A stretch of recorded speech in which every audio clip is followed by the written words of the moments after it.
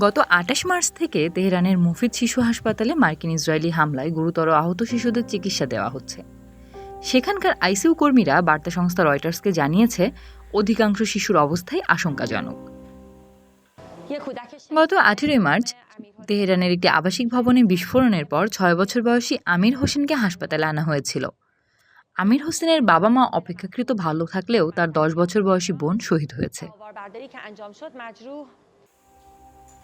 মির্জাফারি আরও জানান, যুদ্ধ শুরু হওয়ার পর সব বয়সী শিশুরাই হাসপাতালে আসছে, এমনকি ৬ মাসের কম বয়সী শিশুদেরও হাসপাতালে আনা হচ্ছে।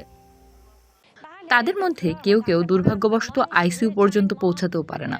জরুরি বিভাগে আসার আগেই তাদের মৃত্যু হয়। এ কারণেই আমাদের কাছে সঠিক কোনো পরিসংখ্যান নেই, কারণ আমরা অসংখ্য শিশুকে হারিয়েছি। গত ২৮ ফেব্রুয়ারি ইরানকে লক্ষ্য করে মার্কিন ও ইসরায়েলি হামলা শুরু হয়। সেই যুদ্ধ এখন পুরো মধ্যপ্রাচ্যে ছড়িয়ে পড়েছে। এতে হাজার হাজার মানুষ নিহত হওয়ার পাশাপাশি বিশ্বব্যাপী জ্বালানি সরবরাহের ইতিহাসের সবচেয়ে বড় বিঘ্ন ঘটছে। বিশ্ববাজারে তেল, গ্যাস ও সারের আকাশচুম্বী দাম বিশ্ব অর্থনীতিকে বড় ধরনের মুদ্রাস্ফীতির ঝুঁকির মুখে ঠেলে দিয়েছে। International federation of red cross এবং রেড ক্রিসেন্ট সোসাইটির মারিয়া মার্টিনে জানিয়েছেন, ইরানে এখনও পর্যন্ত ১৯০০-র বেশি মানুষ নিহত এবং অন্তত ২০,০০০ মানুষ আহত হয়েছেন।